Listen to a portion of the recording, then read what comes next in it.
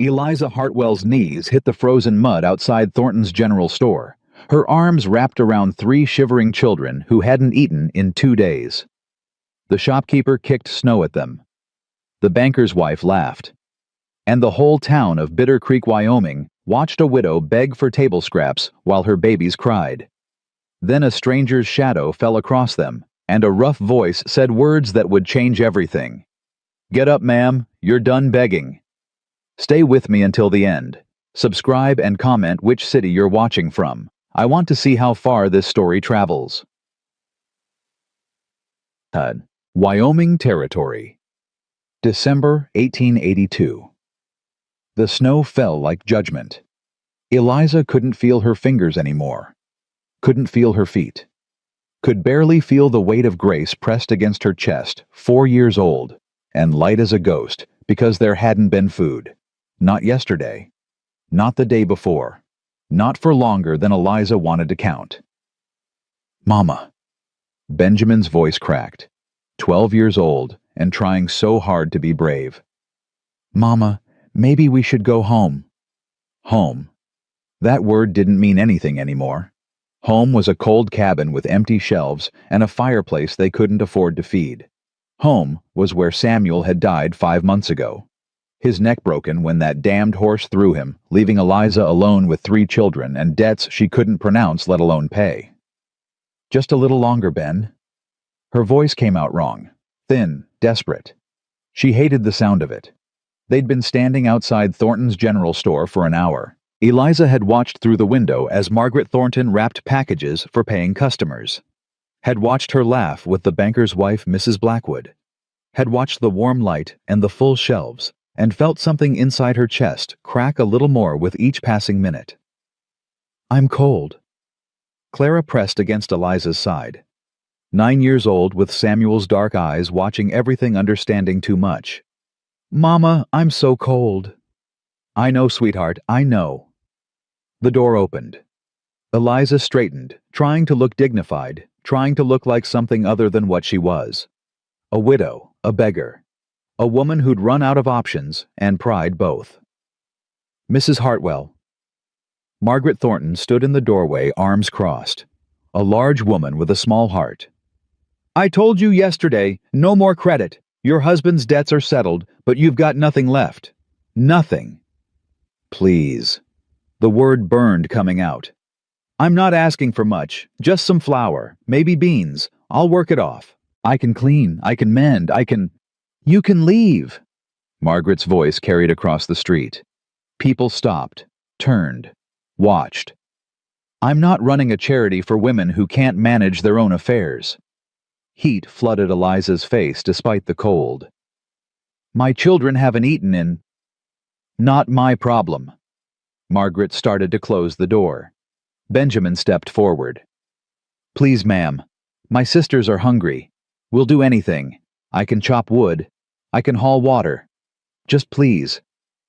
"Boy, you step back." Margaret's face hardened.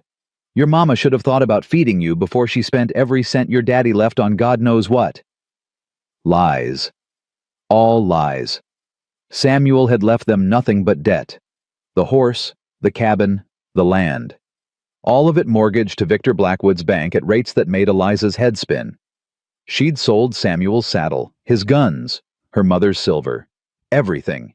And still it wasn't enough. "There was no money." Eliza's voice shook. "Samuel died owing more than we had. I'm trying. I'm doing everything I can, but nothing." Mrs. Blackwood appeared beside Margaret, wealthy, well-fed, draped in furs that cost more than Eliza's cabin. "Honestly, Mrs. Hartwell, some people simply aren't meant to survive out here. Perhaps you should consider going back east, finding family, leaving this territory to those of us who can actually manage." Clara made a small sound, not quite a sob. Grace whimpered against Eliza's chest. "I don't have family back east," Eliza heard herself say. "This is our home. Samuel built—" "Samuel is dead." Margaret said it flat, cold, like stating the weather. "And you're dragging these poor children down with you out of sheer stubbornness." Benjamin's hands clenched into fists. Don't talk about my pa like Benjamin. Eliza grabbed his arm. Don't. But the boy pulled away, tears cutting tracks through the dirt on his face. They're lying, Mama. You didn't spend anything. You sold everything. Everything. And they know it. The whole town knows Pa died with nothing, and they're just being... A rock hit the snow at Benjamin's feet. Eliza's head snapped up. A boy, maybe 14, standing across the street with a handful of stones and a mean smile. The blacksmith's son. She couldn't remember his name. Beggar boy, he called. You and your beggar mama should leave town. Nobody wants you here. Another rock. This one hit closer. Stop it. Eliza moved in front of her children. He's just a child. We're all just pathetic. Someone else. A woman Eliza didn't recognize. Absolutely pathetic. Making those poor children stand in the cold while you beg. Have you no shame? Laughter. More people gathering. Eliza felt the weight of their eyes, their judgment, their complete absence of mercy. Please. Her voice broke. Please, someone. Anything. I can work. I can pay it back. I just need... Grace started crying. Not loud. Just a thin, exhausted sound that made Eliza want to die. And then her knees gave out. She didn't mean to fall. Didn't choose it. Her body simply stopped cooperating, and suddenly she was on the ground, frozen mud soaking through her skirt. Grace still clutched against her chest, and Benjamin and Clara grabbing at her arms, trying to pull her up. Mama, please. Benjamin's voice cracked completely. Mama, get up. Please get up. Someone laughed. Eliza couldn't see who. Couldn't see anything except the gray sky and her children's frightened faces and the certain knowledge that this was it. This was how they died. Not quick, not merciful, slow, cold, starving in the street while the town watched. Pathetic, Mrs. Blackwood said again. And then a shadow fell across them. Eliza looked up. A man, tall, broad-shouldered, wearing a long coat and a hat pulled low. She couldn't see his face clearly, just the hard line of his jaw, and something in his eyes that made her breath catch. He didn't speak, just stood there, a wall between her family and the watching crowd. Move along, stranger. Margaret's voice lost some of its confidence. This doesn't concern you. The man turned his head slowly. Ma'am, I'm going to give you a chance to rethink that statement. His voice was rough. Western. The kind of voice that didn't make threats it couldn't back up. I said move along. Margaret's face reddened. This is my store, my property. If I want this woman and her brats removed, you'll do it yourself. The stranger's hand moved to his hip, not drawing, just resting, but the message was clear. Because if you're asking me to move, ma'am, we're going to have a problem. Silence. Complete. Absolute. Eliza could hear her own heartbeat, could hear Grace's quiet sobs, could hear Benjamin's sharp intake of breath. The stranger took a step forward. Anyone else want to comment? Anyone else want to share their thoughts on this woman and her children? No one spoke. That's what I thought. He turned, and for the first time Eliza saw his face clearly. Maybe 30, maybe older. Hard years lived in hard country. But his eyes were soft, wasn't the right word. Careful, like he was trying very hard not to scare her children more than they already were. Ma'am. He crouched down, putting himself at her level. Can you stand?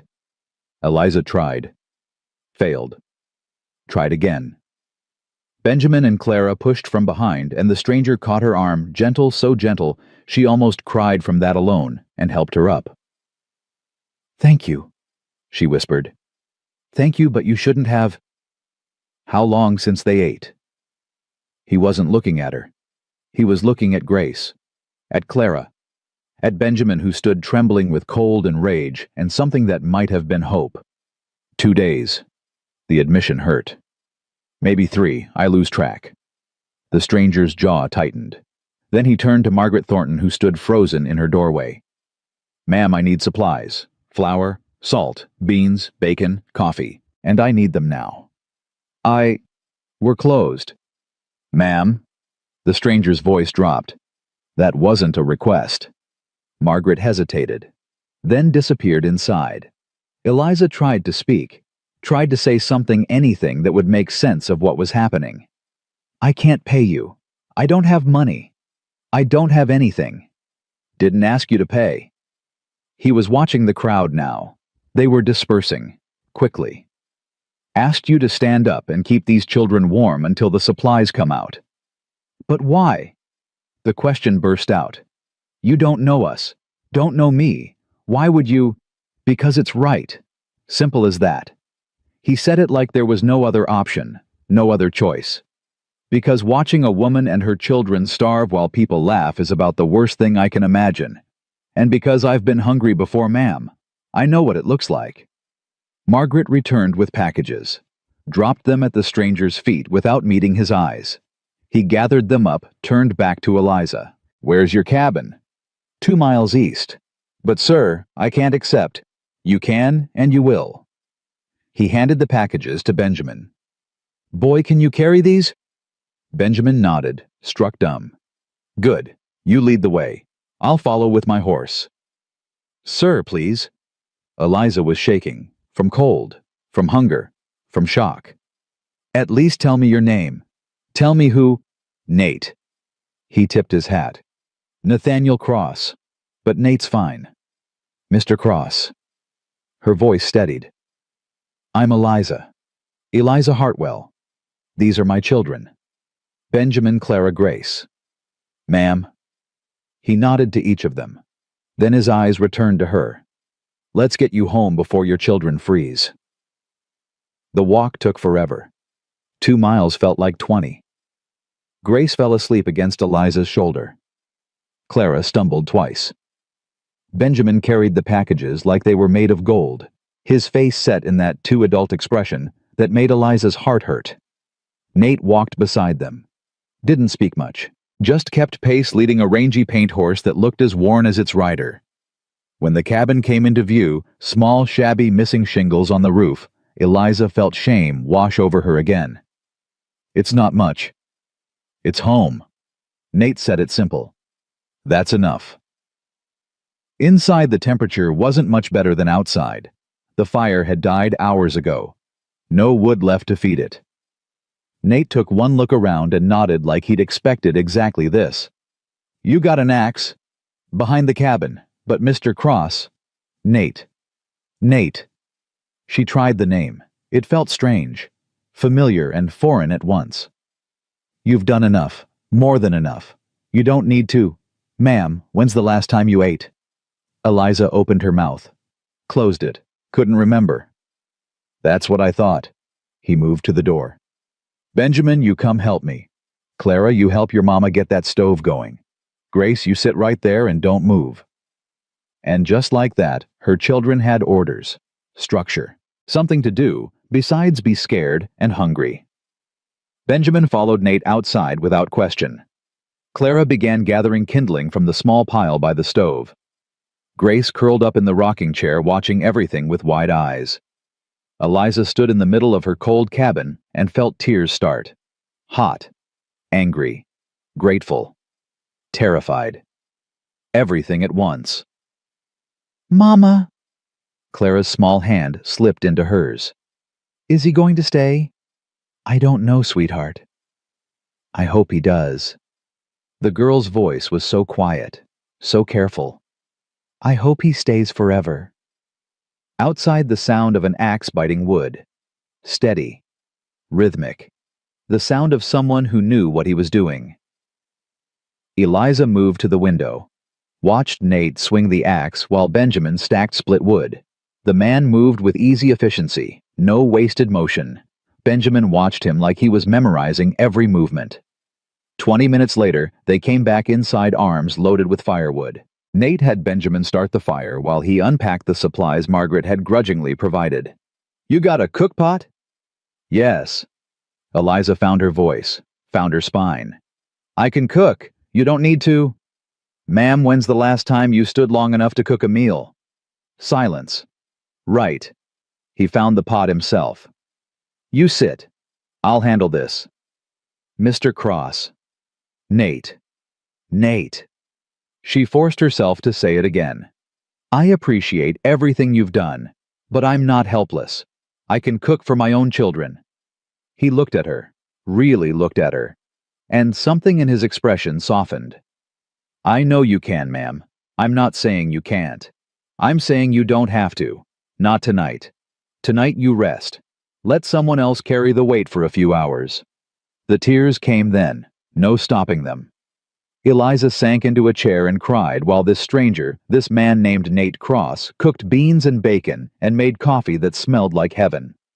Benjamin sat beside her, put his thin arm around her shoulders. It's okay, Mama. It's going to be okay. I'm sorry. She couldn't stop saying it. I'm so sorry. I should have done better. Should have protected you better. Should have... Mama, stop. Clara knelt at her feet. You did everything. Everything. This isn't your fault. Your daughter's right. Nate spoke without turning from the stove. I heard what happened out there. What they said. And ma'am, none of that was true. None of it. You don't know that. Eliza wiped her eyes. You don't know me. Don't know what I know a woman who sold everything she had, trying to keep her children fed. His voice was quiet, certain. I know a woman who stood in the street and begged because her pride mattered less than her children's lives. I know a woman who's been carrying weight that would break most men, and she's still standing, still fighting. That's what I know, Mrs. Hartwell. And that's enough. The words hit harder than the rocks had, harder than Margaret's cruelty, harder than anything. Because someone saw her, really saw her. Not the desperate widow, not the burden, not the failure, just Eliza, fighting, surviving, still standing. Food's ready. Nate ladled beans into bowls. It's not fancy, but it's hot. The children descended on their bowls like wolves. Eliza started to tell them to slow down to mind their manners, but Nate caught her eye and shook his head. Let them eat. He handed her a bowl. Hunger like that doesn't care about manners. Eliza ate, couldn't help it. The food was simple, just beans and bacon and hard bread, but it tasted like salvation. She ate slowly, trying to make it last, trying to remember the last time her stomach felt this full. Nate ate standing up, watching the children, watching her. Not intrusive, just present. Like he was making sure they were real. Making sure this wasn't a dream that would evaporate when he blinked. When the bowls were empty, Grace climbed down from her chair and walked straight to Nate. Stood there looking up at him with those big eyes. Thank you, she whispered. Nate crouched down, put himself at her level. You're welcome, little miss. Are you going to leave? The question hung in the air. Eliza held her breath. Nate glanced at her, then back at Grace. I don't know yet. Maybe. Maybe not. I don't want you to leave. Grace's voice trembled. Bad things happen when people leave. Something crossed Nate's face. Pain. Old and deep. I know, sweetheart. I know they do. Then stay. Simple as that. A 4-year-old's logic. Just stay. Nate straightened, looked at Eliza. Ma'am, I'd like to make you a proposal. A proposal? Her heart started beating faster. I need work. You need help. Seems like we could help each other. He spoke carefully, like he'd rehearsed this. I'll fix your cabin, repair your fences, get you through winter. In return, I get a place to sleep and meals. No money, just work and food. Fair trade. It was the same offer Luke had made in the original story, but this was different. This was Eliza's story. Eliza's choice. Mr. Cross? Nate. Nate! She stood up, faced him directly. Why? Really? Why would you do this? He was quiet for a long moment. Then, because 4 years ago I made a mistake, a bad one, and a child died because of it. Not directly. It's complicated. But I've been carrying that weight ever since. Been drifting, running, trying to outrun what I did. His eyes met hers. I can't bring that child back, ma'am. Can't fix what I broke. But I can make sure your children don't starve. Can make sure they have firewood and a solid roof, and maybe that's enough. Maybe that's how I start making things right. Eliza understood then. He wasn't rescuing her. He was saving himself. 1 month, she heard herself say. We try it for 1 month. If it's not working, I ride on. No questions, no hard feelings. And you sleep in the barn, not in here. Yes, ma'am. And my children call you Mr. Cross, not Nate. Not until I say different. His mouth twitched, almost a smile. Yes, ma'am. Eliza extended her hand. 1 month, Mr. Cross. He took it. His palm was rough, warm, solid. 1 month, Mrs. Hartwell. And with that handshake, everything changed. Benjamin grinned. Clara clapped softly. Grace climbed back into the rocking chair and fell asleep immediately, her stomach full for the first time in days. Nate gathered his saddlebags. I'll bed down in the barn. Start on the roof in the morning. Storm's coming in a few days. Can see it in the sky. Mr. Cross. Eliza stopped him at the door. Thank you. I don't have words for what you did today, what you're doing. Just thank you. He tipped his hat. Ma'am, you don't owe me thanks. You owe me nothing. This is just two people helping each other survive. That's all. But it wasn't all. They both knew it. Something had shifted. Something had started that neither of them could name yet. When he left, Eliza sank back into her chair and looked at her sleeping children. Full bellies, warm cabin, a stranger in the barn who'd chosen to stay. Outside, the snow began to fall again, but for the first time in 5 months, Eliza Hartwell wasn't afraid of winter. She was afraid of something else entirely. She was afraid of hoping. Dawn came cold and gray, and Eliza woke to the sound of hammering. She sat up too fast, head spinning from yesterday's strange abundance of food. For a moment she couldn't place the sound, couldn't remember why her cabin felt warmer than it had in weeks. Then it came back. Nate Cross. The stranger who'd stood between her children and the town's cruelty. The man who'd promised 1 month. The hammering continued. Steady. Purposeful. Coming from the roof. Benjamin was already awake, standing at the window with his nose pressed to the glass. He's fixing the shingles, Mama. Been up there since before sunrise. He should have waited. Eliza stood wrapping Samuel's old coat around her shoulders. It still smelled like him sometimes when she let herself notice. It's too cold. Too dangerous. He knows what he's doing. Benjamin's voice carried something new. Not quite admiration, not quite hope. Something in between. Watch how he moves, Mama. He's done this before. Eliza joined him at the window. Nate was on the roof, balanced on the steep pitch like he'd been born there. He'd stripped down to his shirt despite the cold, and she could see the muscles in his back working as he pried off damaged shingles and hammered new ones in place. He's going to freeze up there. He brought his own supplies. Benjamin pointed to a stack of materials by the barn. Shingles, nails, tar. He must have bought them yesterday after everything. Used his own money. Guilt twisted in Eliza's stomach. We can't afford to pay him back. He didn't ask us to. Clara appeared beside them, Grace still asleep on her hip.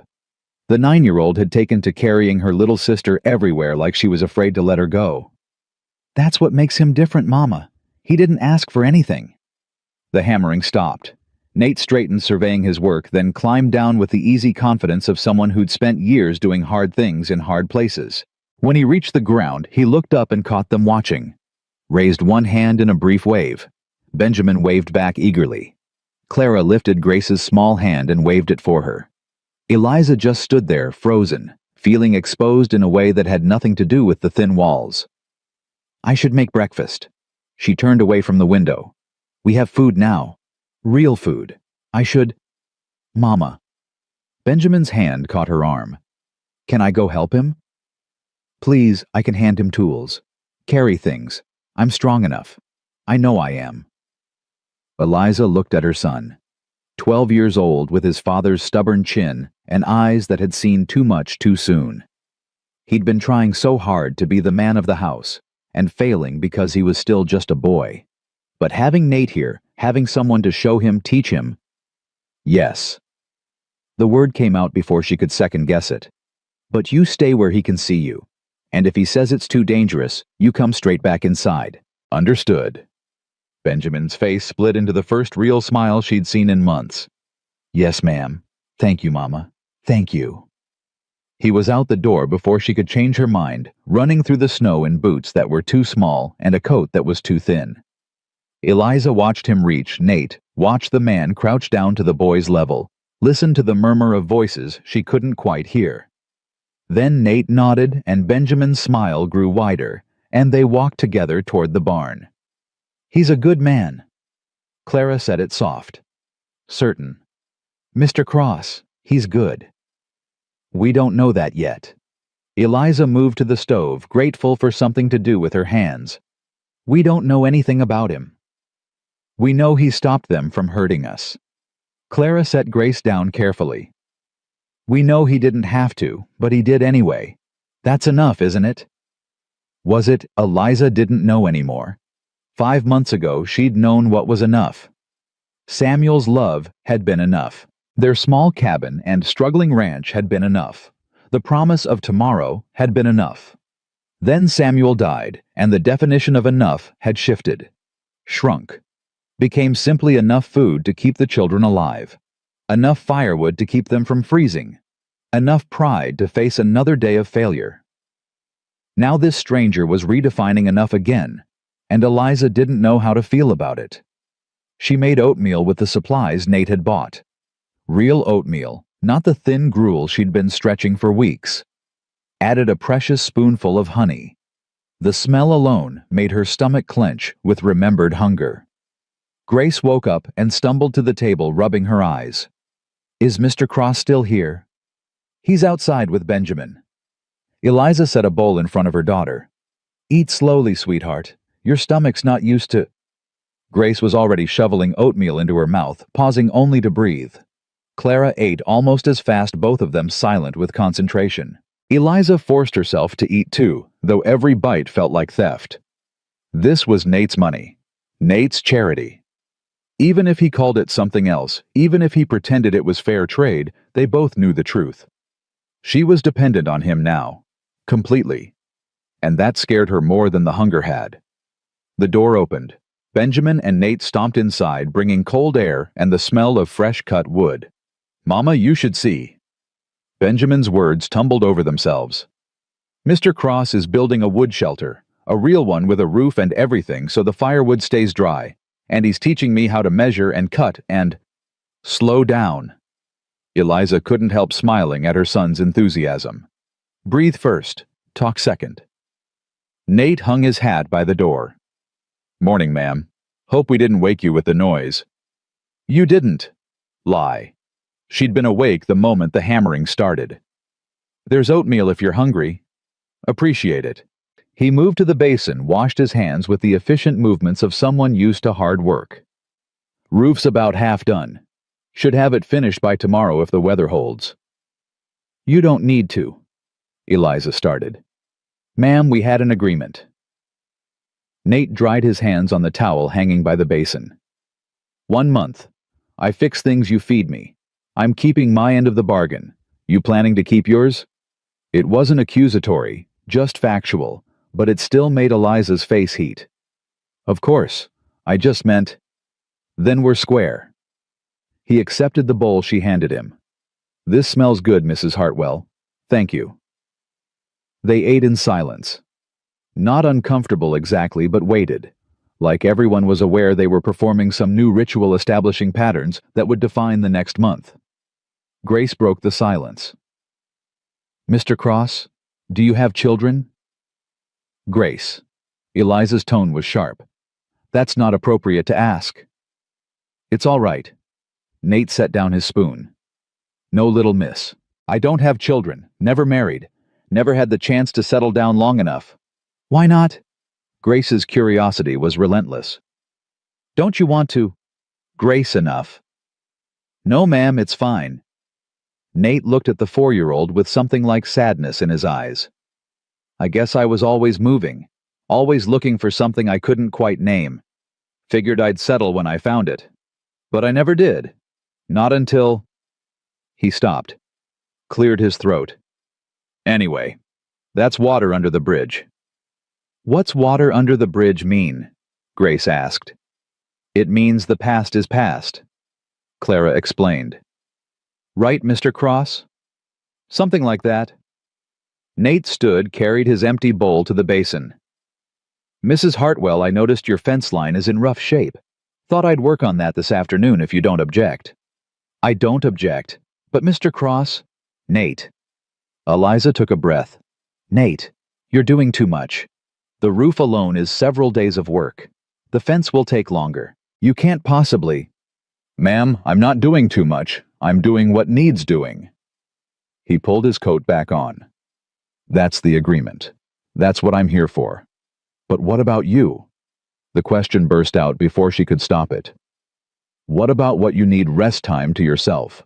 You can't just work from sunup to sundown and... Yes, I can. His voice was gentle but firm. Mrs. Hartwell, I've been drifting for 4 years, working odd jobs, moving on when the work dried up or the town got too familiar. I'm used to hard days, used to earning my keep. This is no different.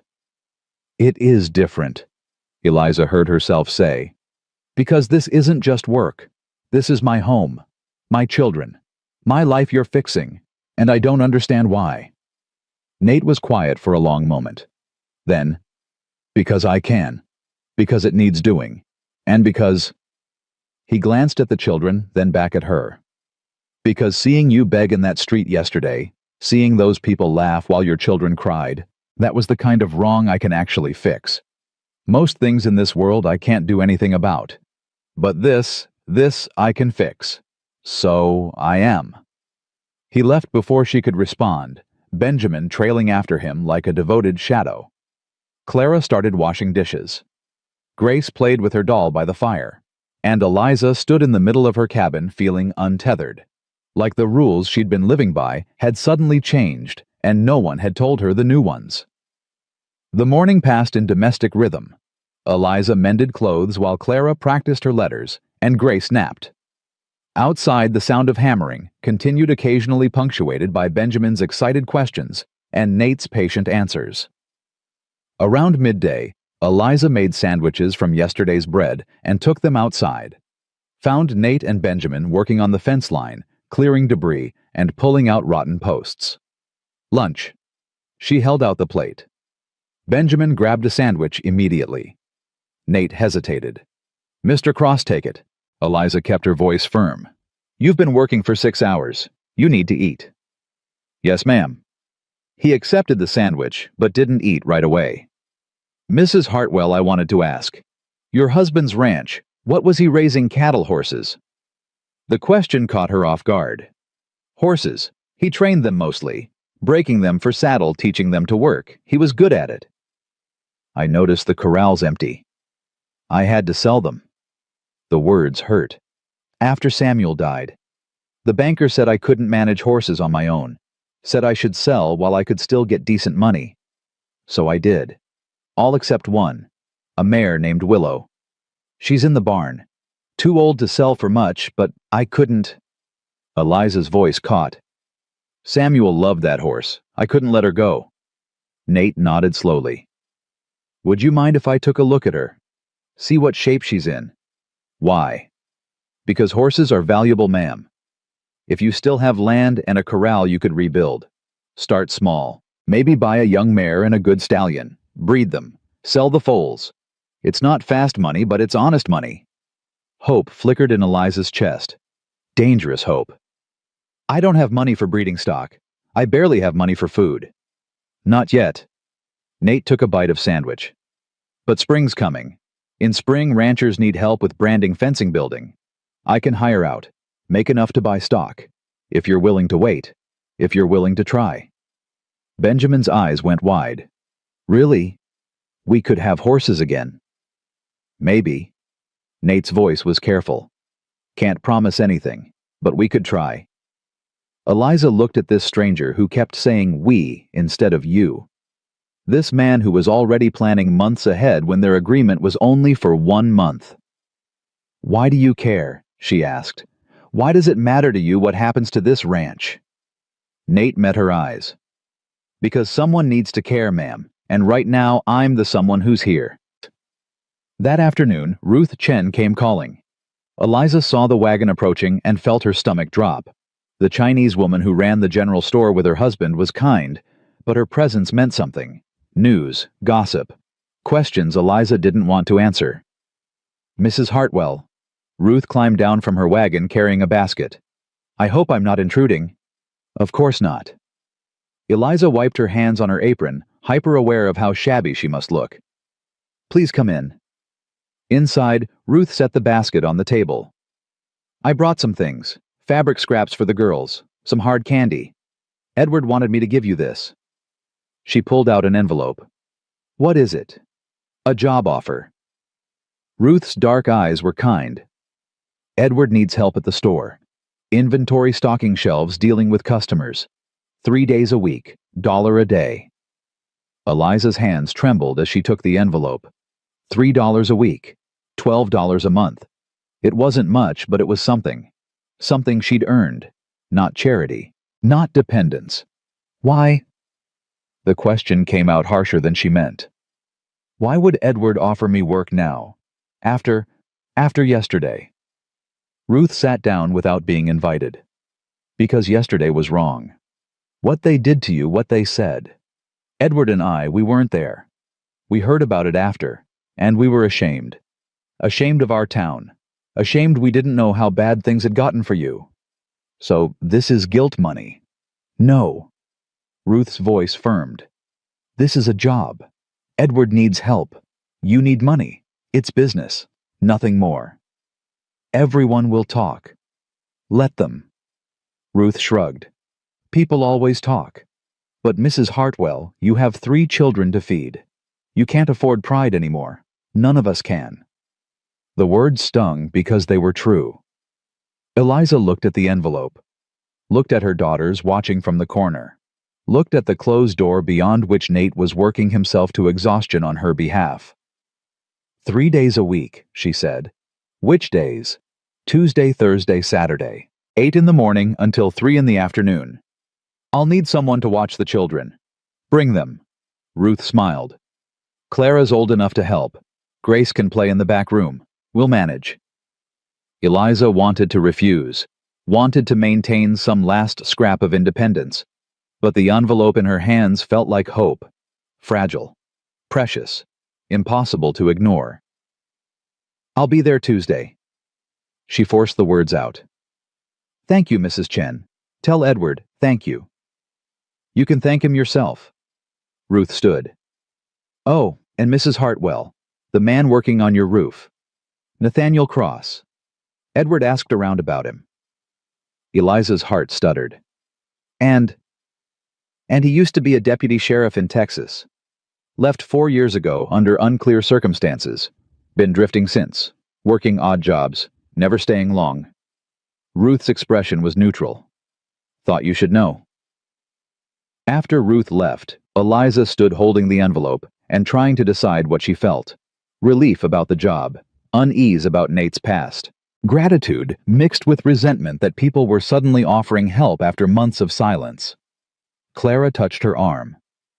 Mama. Is it good news? Yes, sweetheart. It's good news. I have a job. We'll have money coming in. That's wonderful. Clara's smile was tentative. Does that mean Mr. Cross can leave now, since we'll have money? The question hit like a fist. I don't know. Maybe. I don't want him to leave. Grace appeared beside them.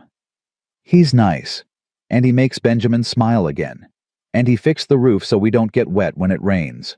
Why would we want him to leave? We wouldn't. Clara shot Eliza a look, an adult look on a 9-year-old's face. Right, Mama. We want him to stay. Did they? Did she? Eliza didn't know anymore. Yesterday she'd been desperate. Today she had food and firewood and a job offer. Tomorrow she might have choices again. Independence. The ability to stand on her own. But the thought of Nate leaving, of going back to managing everything alone, of watching Benjamin's smile fade and Grace's hope dim, that thought hurt worse than the hunger had. That evening, Nate came in after dark, exhausted and filthy. Benjamin was asleep on his feet, but grinning proud of a full day's work. Fence is about half done. Nate washed his hands, his movements slow with fatigue. Should have it finished in a few days. Then I'll start on the barn door. It's hanging crooked. Won't last the winter like that. Mr. Cross? Eliza served him dinner, kept her voice neutral. I received a job offer today, at Chen's General Store. 3 days a week. Nate looked up. That's good news, ma'am. Real good news. It is. She paused.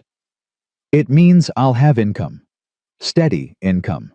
Which means you don't need to stay. If you don't want to, I'll be able to manage now. The words hung in the air. Benjamin's head snapped up. Clara grabbed Grace's hand. Nate set down his fork. Ma'am, are you asking me to leave? No. I'm saying you can. If you want to. You've done so much already, more than anyone could expect. And if you have other places to go, other jobs waiting, I don't want to keep you out of obligation. Mrs. Hartwell. Nate's gray eyes held hers. I made an agreement. 1 month. We're 3 days in. I keep my word. If you want me to leave, say so plain. But if you're trying to give me an out because you think you're a burden, then ma'am, you're wrong.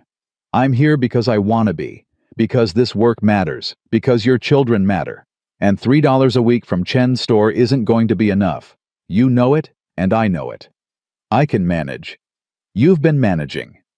His voice was gentle but firm. For 5 months you've been managing. Barely. Selling everything. Going hungry. Begging in the street. That's not managing, ma'am. That's drowning slow. And I'm not going to stand by and watch you drown when I can help. Why? The question burst out. Why do you care so much? You don't know us, don't owe us anything. So why? Nate was quiet for a long moment. Then, 4 years ago I shot a man. He was robbing a bank, had a gun, took a hostage. I was deputy sheriff, did everything by the book, gave warning, aimed for his shoulder. But I missed. Hit his chest instead. He died right there in the street. He looked down at his hands. Turned out the gun wasn't loaded, and the hostage was his 6-year-old daughter. He was desperate, hungry, trying to feed his family, and I killed him for it. Silence. Complete. Absolute. The law said I did right. Nate's voice was barely above a whisper. Said it was a clean shoot. Justified. But that little girl looked at me with eyes just like Grace's and screamed that I'd killed her daddy. And she was right. I had. Tears tracked down his weathered face. Her mother couldn't make it alone. Couldn't feed the girl and her 2 brothers. Last I heard before I left Texas, they'd gone to an orphanage, all 3 of them, because I killed their father for trying to feed them. He looked up at Eliza. So when I see you and your children, when I see that same desperate hunger, that same impossible choice, I can't walk away, can't let it happen again, not when I can stop it. Even if I can't fix what I broke, maybe I can keep it from breaking again. Eliza couldn't breathe, couldn't speak. This man she'd thought was a stranger had just given her the most intimate piece of himself. His shame, his guilt, his reason for everything. Mr. Cross. She found her voice. That wasn't your fault. You were doing your job, following the law. You can't blame yourself for... Yes, I can. He wiped his face roughly. And I do. Every day. But ma'am, I'm not asking for forgiveness. Not asking you to absolve me. I'm just telling you why I'm here. Why I'm staying. So you understand this isn't about you being a burden. This is about me trying to make one thing right in a world where I made something terribly wrong. Benjamin spoke up, his voice small. My pa died trying to fix a fence. Horse spooked. Threw him. Broke his neck. It was nobody's fault. Just bad luck. Bad timing. Ma says sometimes bad things just happen and we can't stop them. Your ma's right. Nate's voice steadied. But sometimes we can stop them. Sometimes we're in the right place at the right time to make a difference. And when that happens, we have to try. Even if we're scared. Even if we fail, we have to try. Grace climbed down from her chair and walked to Nate. Stood there looking up at him with those impossibly big eyes. "You didn't mean to hurt that little girl's daddy," she said. "You were trying to help. Sometimes helping goes wrong. But that doesn't mean you stop trying." Out of the mouths of babes. Nate looked at this 4-year-old child, and something in his face cracked open. "You're right, little miss. It doesn't mean I stopped trying." "Good." Grace climbed into his lap without invitation. Settled there like she belonged. "Because we need you. Mama needs you, even if she won't say it." "Grace." Eliza's face burned. "That's enough." "It's true, Mama." Clara joined in. "You do need him. We all do. And that's okay. Needing people isn't bad. Pa used to say that's what communities are for. People helping people. That's how we survive." Samuel had said that, had believed it, and Eliza had forgotten somewhere in the desperate scramble of the last 5 months. Had forgotten that accepting help wasn't weakness, it was wisdom. 1 month, she heard herself say. We agreed to 1 month. Let's see where we are at the end of it. See if... She couldn't finish. Couldn't name what she was hoping for. 1 month. Nate agreed. And then we decide, together. That night after the children were asleep and Nate had gone to the barn, Eliza stood at the window and watched snow begin to fall. Soft, gentle, nothing like the harsh storm that had raged the day she'd begged in the street. Everything was changing. The cabin was warmer. The children were fed. There was work to do and money coming in, and a man in the barn who'd promised to stay. But Eliza had learned the hard way that promises broke, that good things ended, that tomorrow was never guaranteed. So she stood at the window and watched the snow and tried not to hope too hard, because hope she'd discovered was the most dangerous thing of all. The first week passed in a blur of work and carefully maintained distance. Eliza started at Chen's store on Tuesday. The walk into town made her stomach clench, remembering the rocks and the laughter, and Margaret Thornton's cruel eyes. But Ruth met her at the door with a warm smile and a list of tasks, and Edward treated her like any other employee. No pity, no judgment, just business.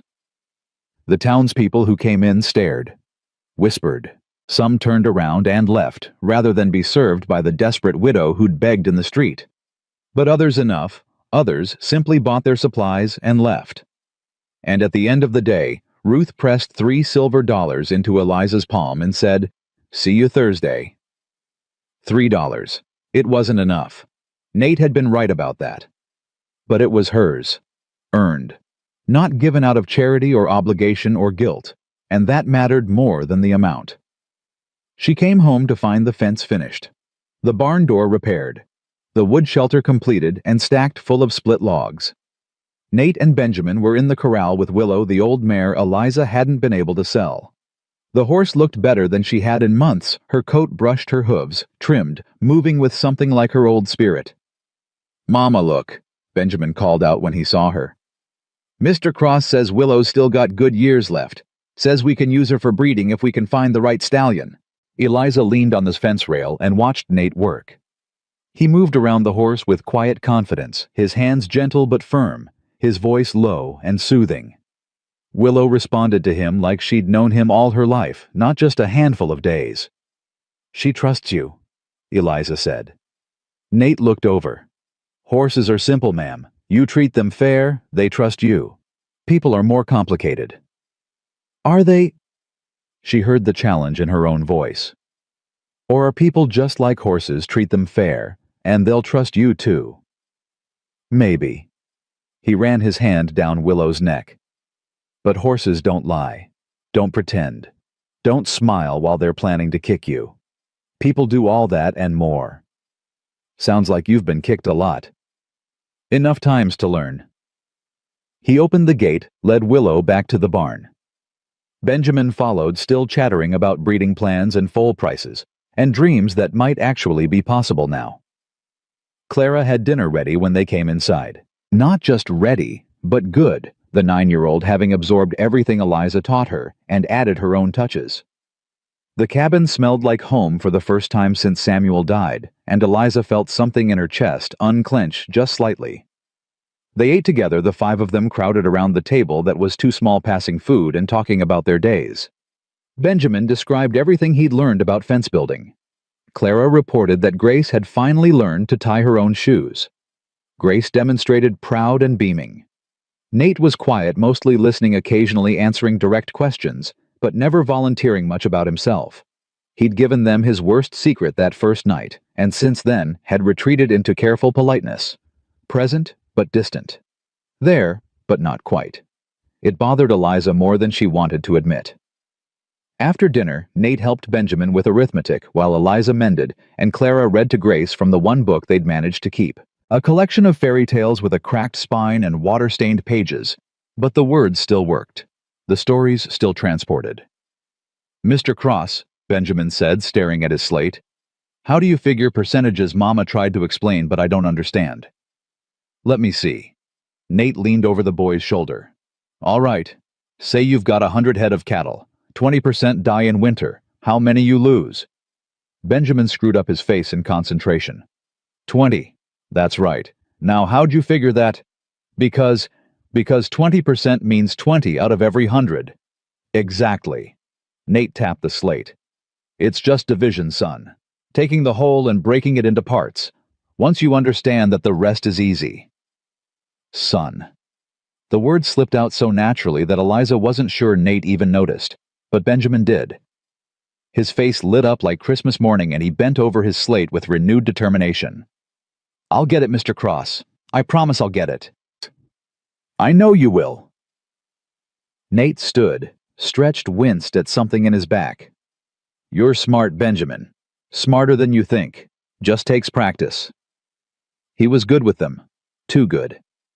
Eliza watched him show Benjamin a calculation trick, listened to him answer Grace's endless questions with patience Samuel had rarely managed, saw him treat Clara's observations with the seriousness they deserved. He fit. That was the problem. He fit so seamlessly into their broken family that Eliza had started forgetting he was temporary. Started imagining what it would be like if he stayed. Really stayed. Not just for 1 month, but forever. And that was dangerous. More dangerous than the hunger had been. Because hope hurt worse than despair when it was ripped away. Thursday at the store, Margaret Thornton came in. Eliza was restocking shelves when she felt eyes on her back. Turned to find the woman who'd kicked snow at her children standing there with a basket and a superior expression. "Mrs. Hartwell." Margaret's voice dripped false sweetness. "How nice to see you found employment. I'm sure Edward is very generous to take on someone with your limited experience." Ruth appeared beside Eliza instantly. "Mrs. Thornton, what can we help you with today?" "I need flour, 5 pounds, and sugar, and I'd prefer if she didn't handle it." Margaret's eyes never left Eliza's face. "I'm very particular about cleanliness."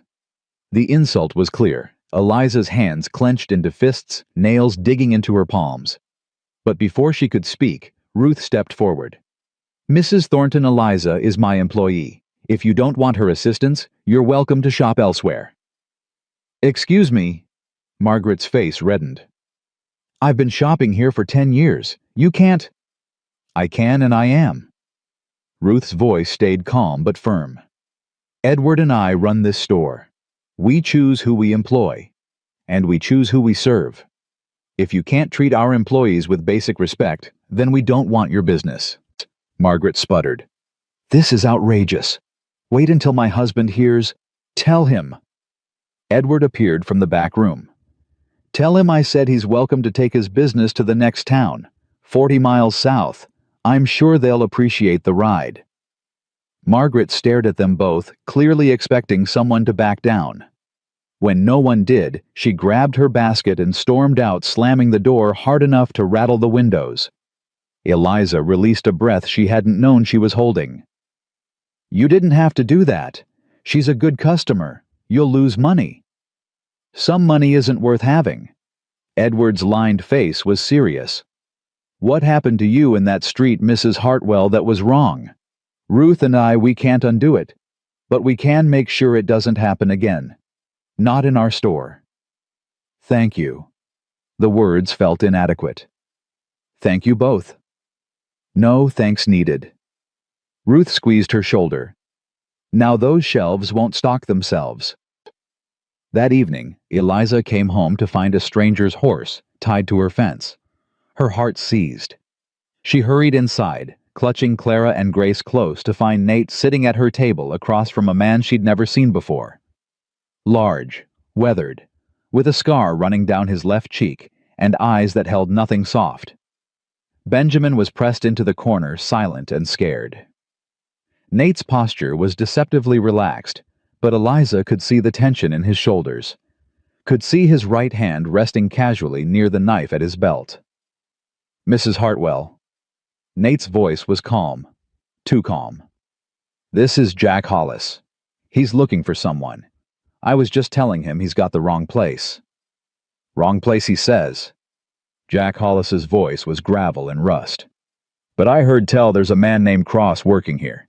Used to be a deputy in Texas, and I've been looking for a deputy named Cross for 4 years now." Eliza's blood went cold. "I think you should leave, Mr. Hollis. I'll leave when I'm ready." Jack didn't even look at her.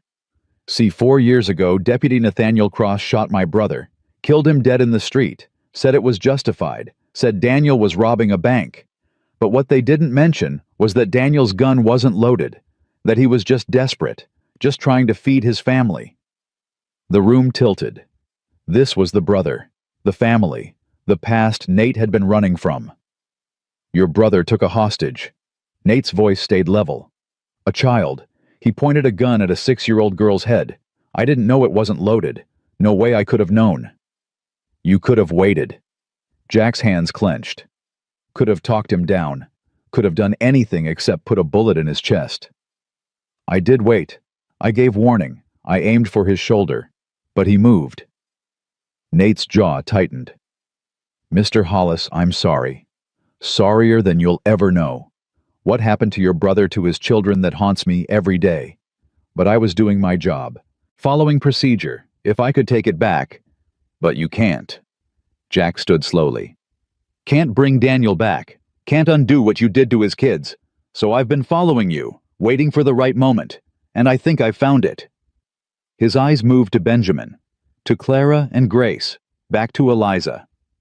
"You've got yourself a nice little family here, Deputy. Be a shame if something happened to them. Be a shame if you had to watch them suffer the way Daniel's kids suffered." Eliza moved without thinking, putting herself between Jack Hollis and her children. "Get out. Get out of my house now." "Ma'am, I'm not going to hurt you." Jack's smile was cold. "Not directly. But Cross here, he needs to understand what he took from us. Needs to feel it. And the best way to make a man feel something is to take away what he loves." "He doesn't love us." The lie came swift and desperate. "He's just hired help. A drifter. He'll be gone in 3 weeks. He means nothing to us, and we mean nothing to him." "That's so." Jack looked at Nate. "That true, Deputy? These people mean nothing to you?" Nate's gray eyes met Eliza's, held them, and she saw everything he'd been hiding.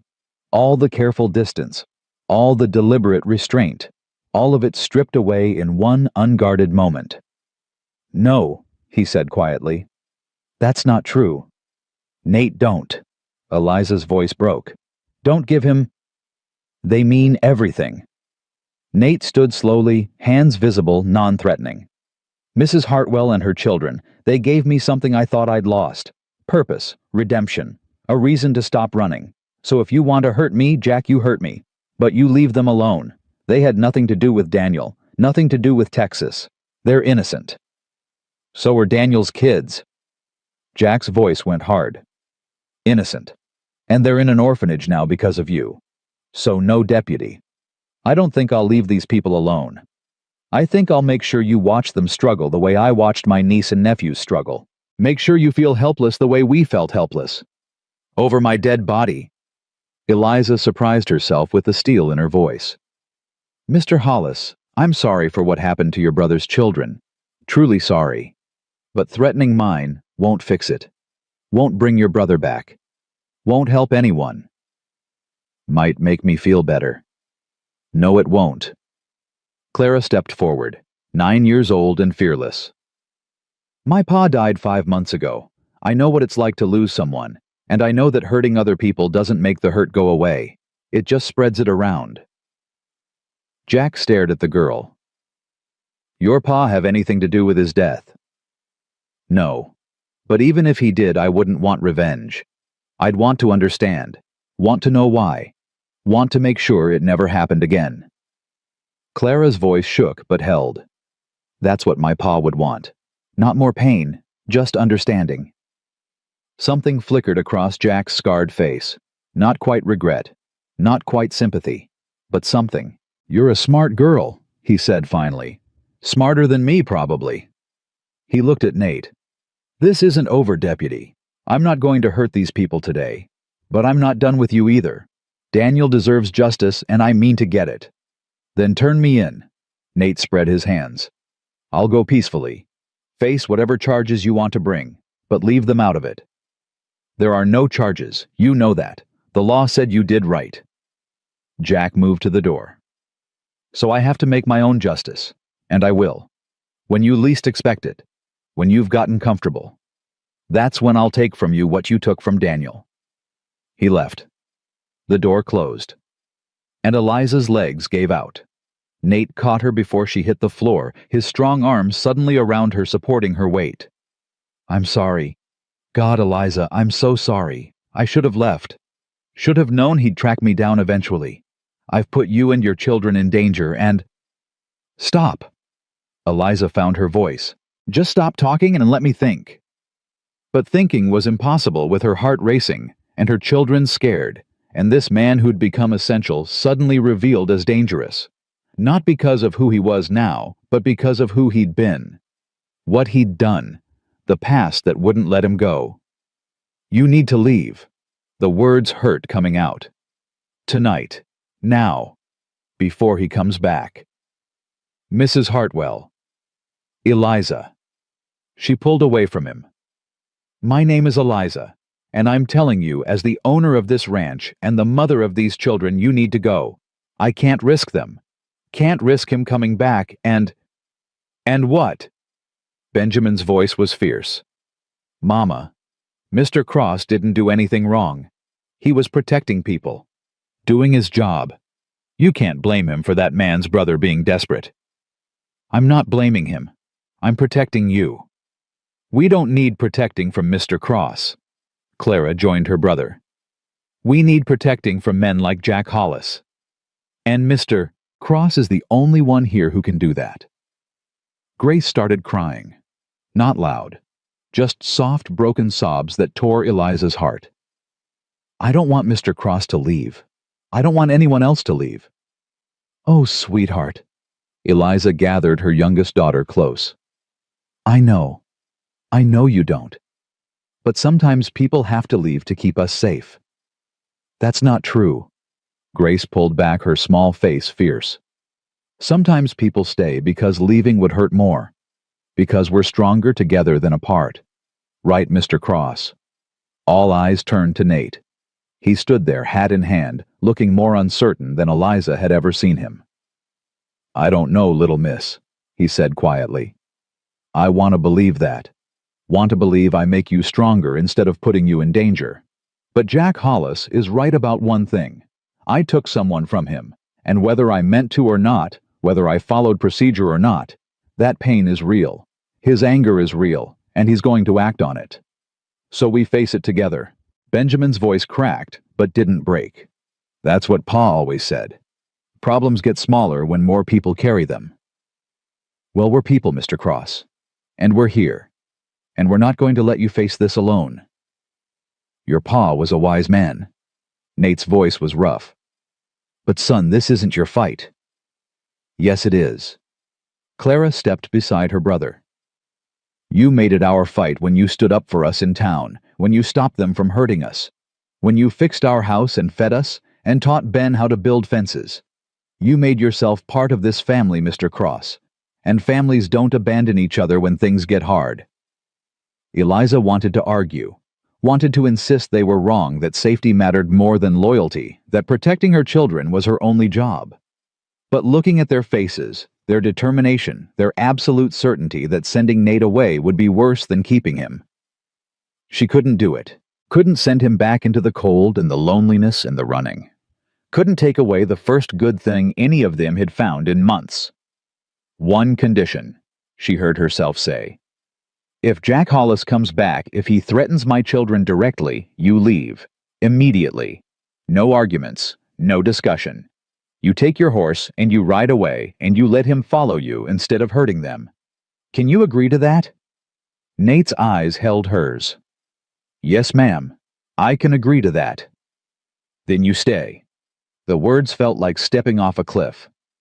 You stay, and we figure this out together. But Nate, she used his first name deliberately. If anything happens to my children because of this, I'll never forgive you. Or myself. Nothing's going to happen to them. His voice carried absolute conviction. I promise you that, Eliza. Whatever it takes, whatever I have to do, your children will be safe. That night, Eliza couldn't sleep. She lay in her bed, listening to her daughter's breathing, and trying to convince herself she'd made the right decision. But doubt gnawed at her. What if Jack came back? What if he hurt the children? What if she'd just chosen sentiment over safety? Around midnight, she gave up and went to the window. Found Nate sitting outside, the barn rifle across his knees, keeping watch. He'd probably been there since they all went to bed. Would probably stay there until dawn. She wrapped Samuel's coat around her shoulders and went out. The snow crunched under her bare feet, cold and sharp, but she barely felt it. You should be asleep, Nate said without turning. So should you. Can't. Not with Jack Hollis knowing where to find us. Eliza sat beside him, close enough to feel his warmth, but not quite touching. Tell me the truth. Is he going to come back? Yes. No hesitation, no false comfort. He's been tracking me for 4 years. He's not going to stop now. Then why did he leave? Why not just do whatever he's planning now? Because your daughter got to him. Nate's voice was soft. Clara. What she said about understanding instead of revenge. That gave him pause. Might not have changed his mind permanently, but it bought us time. Time for what? Time to figure out a plan. Time to prepare. Time to... He stopped. Started again. Time to make sure you and your children are protected, no matter what happens. You're going to leave, aren't you? The realization hit like a fist. You're going to let him catch you somewhere far from here. If it comes to that, yes. No. Eliza grabbed his arm. No, you promised. You promised 1 month. You promised to help us get through winter. You can't just... Eliza. He turned to face her, and in the moonlight, his eyes looked ancient, haunted. If it's a choice between keeping my promise and keeping your children safe, there's no choice. There's only one right answer. The right answer is we face this together. She didn't let go of his arm. The right answer is we're stronger as a unit than as individuals. The right answer is you stop trying to be a martyr and accept that you have people who care about you now. I'm not worth caring about. That's not your decision to make. Her voice shook with sudden anger. You don't get to decide your own worth, Nate. Other people decide that. And we've decided you matter. All of us. Me, Benjamin, Clara, Grace. We've decided you're worth keeping, worth fighting for. So stop trying to throw yourself away like you're garbage. He stared at her. You really believe that? Yes. The word came out fierce. I believe it. And if you can't believe it yourself, then believe that we need you. Not just for the work, not just for the protection, but because you make us better, make us whole in a way we haven't been since Samuel died." Nate's hand came up slowly, carefully, and cupped her cheek. His palm was rough and warm, and Eliza found herself leaning into it without meaning to. "You're the strongest woman I've ever met," he said quietly. "You know that Samuel Hartwell was a lucky man. Samuel was a good man who died too soon and left me drowning." The honesty surprised her. "And you're a good man who showed up at exactly the right moment. That's not luck, Nate. That's something else, something bigger. Like fate. Like grace." She covered his hand with hers. Undeserved, unexpected, but precious beyond measure. They sat there in the snow, hands joined, breath misting in the cold air. And for just a moment, Eliza let herself imagine a future. Not just survival, but actual living. Not just managing, but thriving. Not alone, but together. Then Nate pulled away gently. "You should go inside. You're freezing." "So are you." "I'm used to it." "That doesn't make it right." Eliza stood but didn't leave.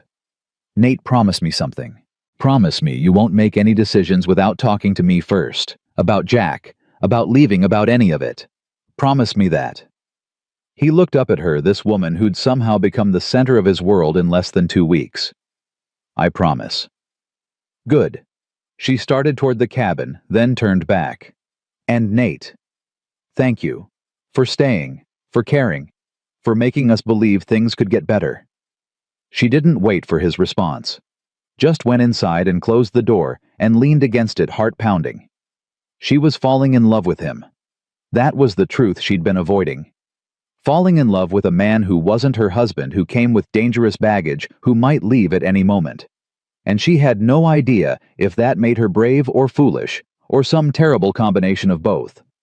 3 days passed with no sign of Jack Hollis, and the waiting was worse than any confrontation could have been. Nate barely slept. Eliza would wake in the middle of the night and see lamplight in the barn, or find him sitting on the porch with his rifle watching the horizon, like he could will danger away through sheer vigilance. He worked during the day with the same focused intensity, finishing the barn repairs and starting on the corral fence, always positioning himself where he could see anyone approaching. Benjamin shadowed him constantly now, less like a student, and more like a deputy, scanning the landscape with the same wary attention. The boy had lost something in Jack Hollis's visit. Not innocence exactly, but the last remnants of childhood certainty that adults could keep bad things from happening. "Mr. Cross," Benjamin said on the 3rd morning, handing Nate a hammer. "If that man comes back, what are we going to do?" "We're going to handle it." Nate drove a nail with 3 precise strikes. "Don't you worry about that." "But how he wants to hurt you. Wants to hurt us to hurt you. How do you handle someone like that?" Nate set down the hammer. "Son, some men are carrying so much pain, they don't know what to do with it, except spread it around. Jack Hollis is one of those men. His brother died, and Jack thinks revenge will make that hurt less. It won't, but he has to figure that out himself. What if he doesn't figure it out before he does something terrible? Then I stop him. Simple as that." Nate's voice carried absolute certainty. "Whatever it takes, I stop him. But Benjamin, I need you to promise me something. If things go bad, if Jack shows up and there's trouble, you get your mother and sisters and you run. Don't try to help me. Don't try to be brave. Just run and don't look back. But promise me." Nate's gray eyes were steel. "Your pa died and left your mama alone. I'm not going to be responsible for you dying and leaving her with nobody. You're the man of this family's son. That means protecting the women, even if it means running, even if it means leaving me behind. You understand?" Benjamin's jaw worked. "Yes, sir. I understand." "Good." Nate picked up the hammer again. "Now hand me those nails. This fence won't build itself." Inside the cabin, Clara was teaching Grace to read, while Eliza prepared for her Saturday shift at Chen's store. The 9-year-old had taken over most of the household management without being asked, seeming to understand that her mother's mind was elsewhere, consumed with worry about Jack Hollis and what his return would mean. "Mama, Clara said, not looking up from the book. Are you in love with Mr. Cross? Eliza's hands froze in the middle of braiding her hair. What kind of question is that? A honest one. Clara kept her eyes on the page. You look at him different now, and you say his name different, like it means something. Clara, that's not appropriate. I don't mind if you are. The girl finally looked up. In love with him, I mean. Pa's been gone 5 months. That's a long time to be alone. And Mr. Cross is good. He takes care of us, makes you smile. I think Pa would approve. Your father hasn't even been gone half a year. Eliza's voice came out harsher than she meant. How can you talk about me replacing him so easily? I'm not talking about replacing him. Clara's voice stayed calm, adult, in a way that made Eliza's heart hurt. Nobody could replace Pa, but Mr. Cross doesn't have to replace him to still be important, to still matter, to still be someone worth loving. Grace looked between them, confused. I love Mr. Cross. He's nice to me. Is that wrong? No, sweetheart. Eliza gathered her youngest daughter close. That's not wrong. It's just complicated. Why, Grace's logic was relentless. If someone's nice and makes you happy and helps you, why is loving them complicated? Because love meant vulnerability. Because love meant depending on someone who might leave. Because love meant giving someone the power to destroy you. And Eliza had already been destroyed once. She couldn't survive it again. But she couldn't explain that to a 4-year-old, so she just kissed Grace's forehead and said, Sometimes grown-up feelings are hard to explain, baby. Just trust that Mama knows what she's doing. Clara's eyes said she didn't believe that for a second, but she went back to the reading lesson without argument. At Chen's store, the day started normal enough. Eliza restocked shelves, helped customers, swept floors. Edward had her working the register, now trusting her with money and calculations, treating her like a valued employee rather than an act of charity. It felt good. Felt like dignity slowly being restored. Then Victor Blackwood walked in. Eliza's stomach dropped. The banker who held the mortgage on her land, who'd refused to extend her loan after Samuel's death, who'd looked at her desperation and seen opportunity rather than humanity. He was a tall man with silver hair and expensive clothes, carrying himself with the assurance of someone who'd never worried about money a day in his life. Mrs. Hartwell? His voice was smooth, cultured. How unexpected to see you here. Mr. Blackwood. Eliza kept her voice neutral. What can I help you find? Actually, I came to speak with you. He glanced around the empty store. Ruth and Edward were in the back room. About your property. The mortgage is current. Eliza's hands clenched. I've made every payment since Samuel died. Barely. Victor's smile was thin. You're surviving month to month, Mrs. Hartwell. One bad winter, one sick child, one unexpected expense, and you'll default. We both know it. What's your point? My point is, I'd like to make you an offer. A generous one. I'll buy your property for $2,000.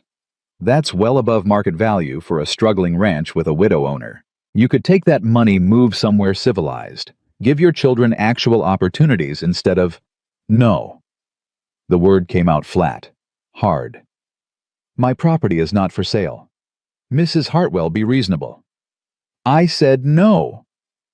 Eliza stepped closer, dropping her voice so any customers who might enter wouldn't hear.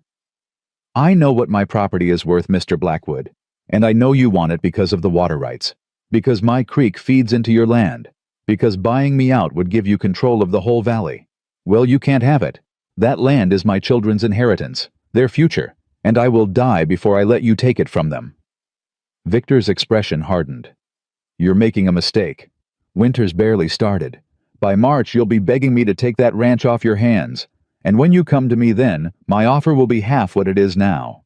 Then I guess I'll see you in March. Eliza turned her back on him, hands shaking with rage and fear. Now, if you're not buying anything, I need to get back to work. She heard him leave the door closing, with deliberate softness that somehow felt more threatening than a slam. Ruth appeared from the back room immediately. I heard. Her voice was tight. That man is poison, Eliza. You watch yourself around him. He wants my land. He wants everyone's land. Ruth began rearranging items that didn't need rearranging, her movements sharp with anger. Been buying up property all over the territory. Small ranchers who can't make payments, widows who can't manage a loan. He swoops in with his generous offers and his civilized manner, and people who don't know better take his money and leave. Then he consolidates the land, controls the water, and charges everyone else whatever he wants. Samuel never trusted him. Eliza remembered conversations from before when things were good. Said any man who smiled that much while talking about money was hiding something rotten underneath. Your husband was right. Ruth's dark eyes were fierce. You hold on to that land, Eliza, whatever it takes. Because once Blackwood owns the water rights, he owns the whole valley, and the rest of us will be at his mercy. The weight of it pressed down on Eliza's shoulders. It wasn't just about her anymore. Wasn't just about keeping a roof over her children's heads. Her small ranch with its struggling finances and broken fences was somehow the last line of defense against a man who wanted to own everything. She thought about telling Nate when she got home, then decided against it. He had enough to worry about with Jack Hollis. He didn't need to know that their problems were multiplying like weeds in untended soil. But secrets had a way of coming out, especially in small territories, where everyone knew everyone else's business. That evening, as Eliza was making dinner, Benjamin burst through the door with news. Mama, there's talk in town. They're saying Mr. Blackwood is hiring men, rough men, cowboys and drifters who work for cash and don't ask questions. Nate, who'd been washing up at the basin, went still. Where'd you hear this? At the feed store. 2 men were talking. They didn't know I was listening. Benjamin's face was troubled. One of them said Blackwood's planning to make examples, said small ranchers who won't sell are going to face accidents, property damage, livestock deaths, things that look natural but aren't. That's just talk. Eliza tried to keep her voice calm. Men exaggerate, make things sound worse than they are. Maybe. Nate dried his hands slowly. Or maybe Blackwood's decided to stop asking nicely. Mrs. Hartwell, did something happen today? Something you haven't mentioned? Eliza met his eyes and saw he already knew. Saw he'd probably heard about Blackwood's visit to the store before Benjamin had even gotten home. Small towns didn't keep secrets well. He made me an offer for the ranch. She set down the spoon she'd been stirring with. $2,000. I refused. 2,000?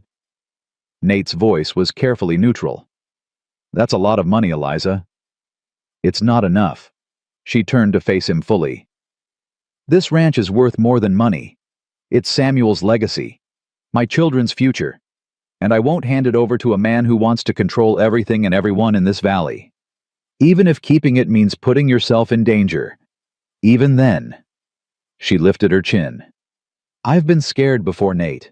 Been desperate. Been beaten down, but I'm still here, still standing, and I'm not going to let Victor Blackwood or anyone else chase me off my own land. Something shifted in Nate's expression. Pride, maybe, or respect. All right then, we fight, but we fight smart. Benjamin's starting tomorrow. You don't go anywhere alone. Clara, same for you. Grace stays with your mother at all times. We assume Blackwood's men are watching. Assume they're looking for opportunities, and we don't give them any. You think he'll really come after us? Clara's voice was small. I think desperate men do desperate things. Nate crouched down to her level. But here's what you need to understand. Blackwood wants to scare you, wants you to feel helpless. That's how men like him win. They make you afraid, and fear makes you careless. So we're not going to be afraid. We're going to be careful. There's a difference. I'm scared anyway, Grace whispered. That's okay. Nate pulled the little girl into a hug. Being scared is normal. It's what you do with the scared that matters. You can let it freeze you, or you can use it to stay sharp, stay alert. We're going to use it to stay sharp. All of us. Together. That night, Eliza woke to voices outside, low and urgent. She grabbed Samuel's old coat and crept to the window, saw 3 figures by the barn. Nate and 2 other men, one of whom she recognized as Edward Chen. She should have stayed inside, should have let the men handle whatever business they were discussing.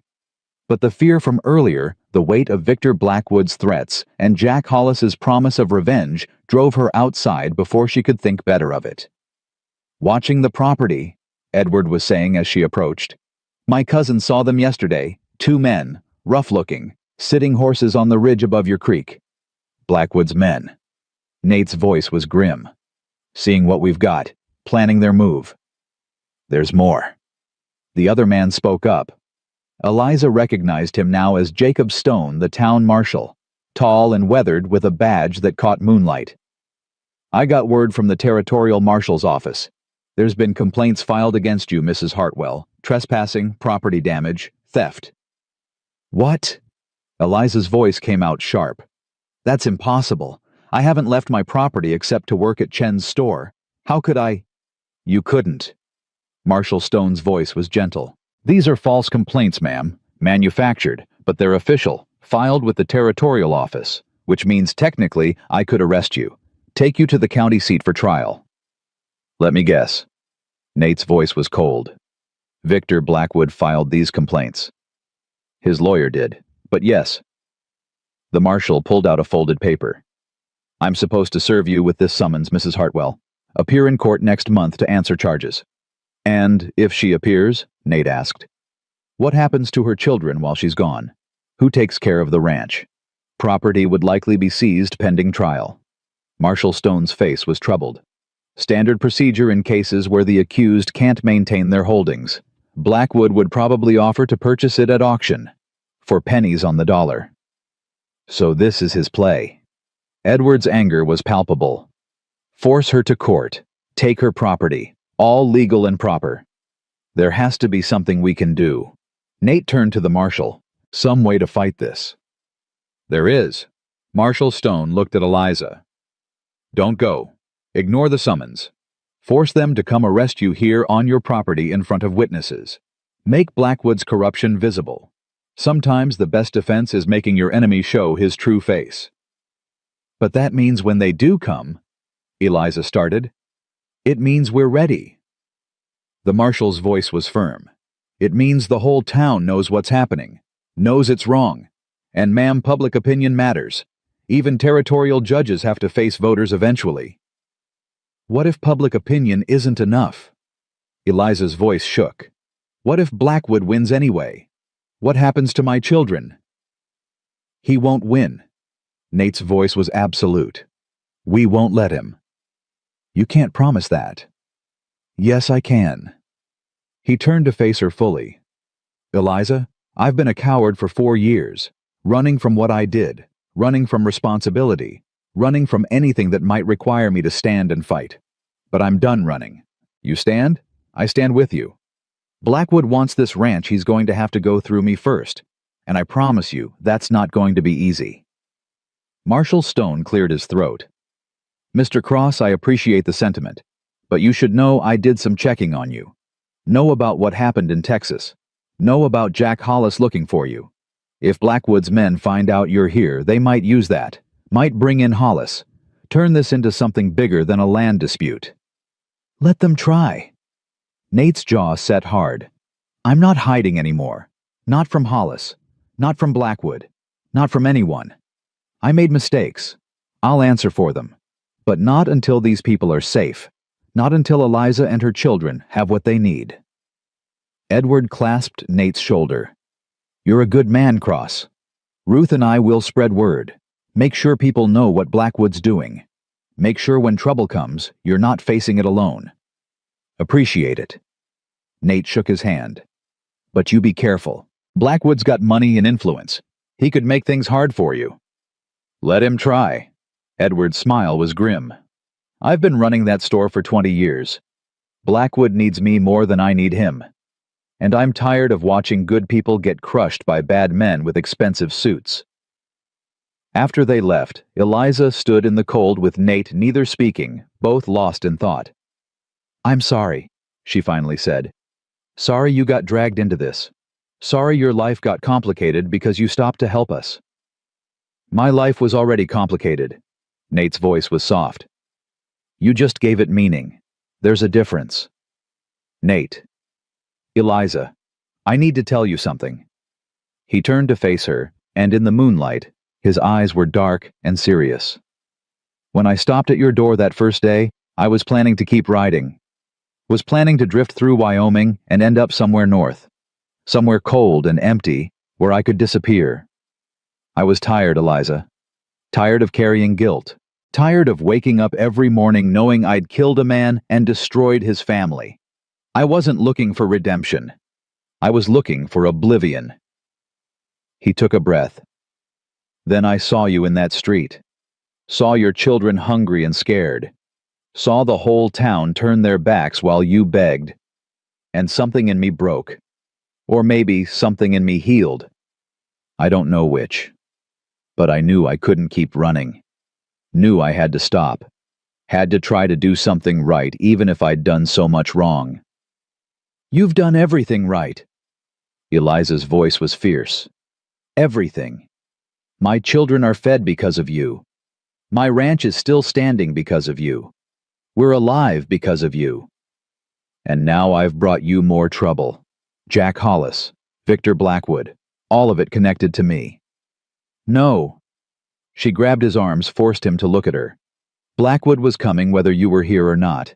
He's been circling this ranch since before Samuel died. And Jack Hollis. His anger is his own. You didn't create it. You just became the target. But neither of those things are your fault, Nate.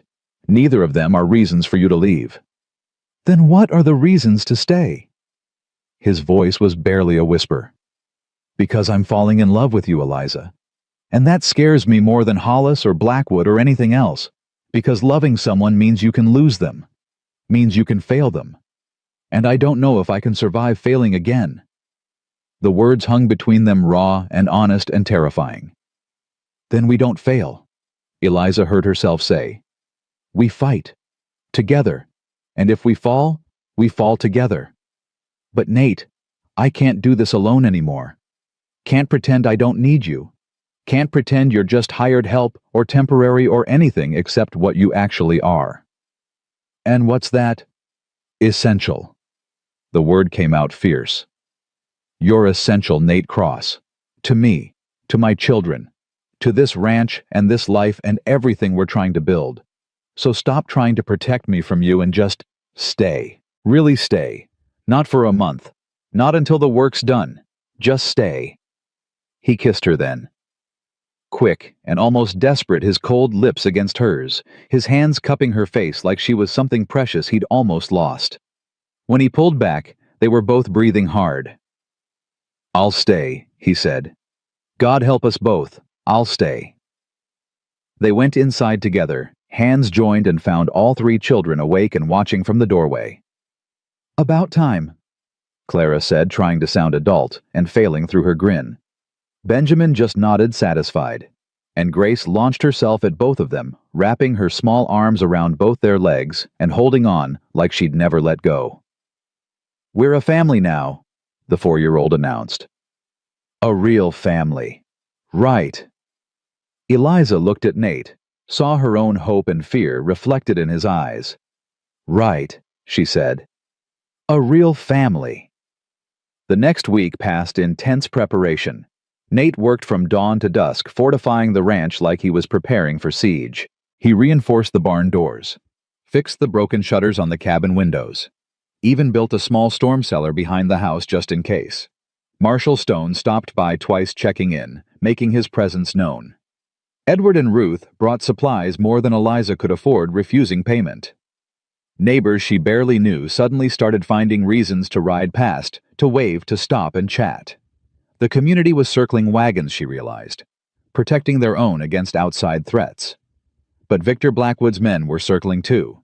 Benjamin spotted them regularly, now riding the ridgelines, watching from a distance, never coming close enough to confront, just watching, waiting. And Jack Hollis was still out there somewhere, carrying his brother's ghost and planning revenge. It was Clara who saw them coming first. Mama, she called from the window where she'd been keeping watch. Riders, a lot of them. Eliza's heart seized. She moved to the window, saw 6 men on horseback approaching fast. Victor Blackwood was in front, his expensive coat pristine despite the mud. Behind him rode Marshall Stone, looking grim. And behind them, 4 men Eliza didn't recognize. Rough men. Armed men. "Benjamin, take your sisters to the storm cellar." Her voice came out calmer than she felt. "Now." "But Mama." "Now." She pushed him toward the door. "Don't come out until I say it's safe." Nate appeared from the barn, rifle in hand. He positioned himself between the cabin and the approaching riders, his body language calm but ready. The riders stopped 20 feet away. Blackwood dismounted, holding a paper. "Mrs. Hartwell," he called out, "I have a court order. You're required to vacate this property immediately pending trial. You have 1 hour to gather your belongings and leave." "This is my property." Eliza stepped out onto the porch, Nate beside her. "You have no right. I have every right." Blackwood smiled. "The territory has declared you in default of your mortgage. This ranch now belongs to the bank, which means it belongs to me." "The mortgage isn't in default." Nate's voice was hard. "Mrs. Hartwell has made every payment. I've seen the receipts." "Receipts can be forged." Blackwood's smile widened. "And the bank's records show otherwise. So unless you have proof, I have proof." Edward Chen rode up from the opposite direction, waving papers.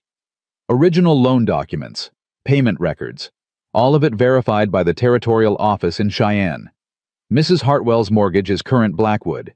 This foreclosure is fraud." Blackwood's face darkened. "Those documents are forgeries." "No, yours are." Marshall Stone's voice carried authority. "I checked Blackwood. Sent a telegram to Cheyenne myself. Your bank records don't match the territorial files, which means someone's been cooking books, and I'm guessing that someone is you." "This is outrageous. Marshall, arrest these people for what?" Another rider approached. An older man with a silver badge. "For defending their property. For standing up to a corrupt banker. I'm Territorial Marshal William Hayes, Mr. Blackwood, and I've been investigating complaints about your business practices for 6 months now." Blackwood's confidence cracked. "I don't know what you think you've found. I've found evidence of fraud, falsified documents, intimidation, threats of violence." Marshal Hayes pulled out a thick folder. "I've got testimony from 12 different ranchers you've forced off their land. I've got bank records showing you inflating interest rates without authorization. And now I've got proof you tried to forge a foreclosure on Mrs. Hartwell's property." He nodded to his men. "Victor Blackwood, you're under arrest for fraud, corruption, and conspiracy to commit theft. Anything you say can and will be used against you in court." Eliza couldn't breathe, couldn't process what was happening. 1 minute she'd been facing eviction. The next her enemy was being led away in chains. "How?" she asked Edward. "How did you do this? Wasn't me." Edward smiled. "Was your man there?" He nodded at Nate. "He rode to Cheyenne 3 days ago. Didn't tell you because he didn't want to get your hopes up. But he presented everything to the territorial marshal.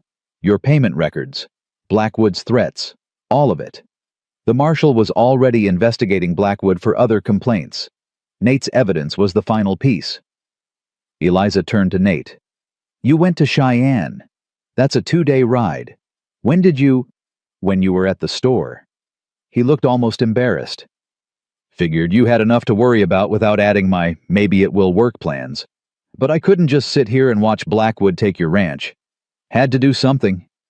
"You did more than something." Marshal Hayes approached, extending his hand. "Mr. Cross, your testimony was instrumental in bringing Blackwood down. The territory owes you thanks." "Don't want thanks." Nate shook his hand briefly. "Just want Mrs. Hartwell and her children to be safe." "They will be." The marshal's eyes were kind. "Blackwood's properties will be liquidated to pay restitution to his victims. That should help a lot of folks get back on their feet, including you, ma'am. You'll receive compensation for the fraudulent interest he charged you." Eliza felt tears start. Relief. Gratitude.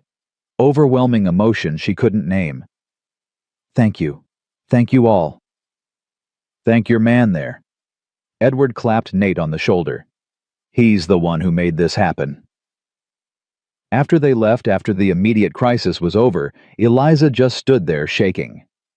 Benjamin, Clara, and Grace emerged from the storm cellar, chattering excitedly. Neighbors who'd been watching from a distance rode over to celebrate. Someone broke out whiskey. Someone else started making plans for a barn raising to help the widows Blackwood had cheated.